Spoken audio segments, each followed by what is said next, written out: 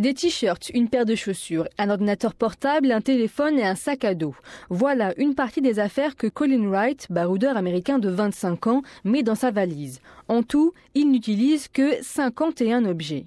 Quand j'ai commencé à voyager, je ne voulais comme affaire que ce que je pouvais transporter et pouvoir les transporter dans un sac à dos, dans l'avion.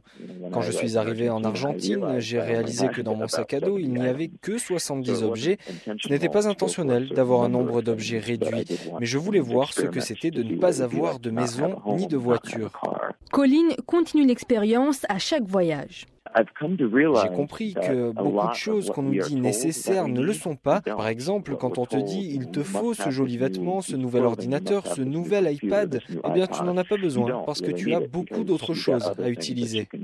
Pourquoi une telle expérience? Anne Chatté, sociologue. En se détachant un peu des objets matériels, on va être amené à se poser une question qui est celle de savoir ce qui compte vraiment pour nous.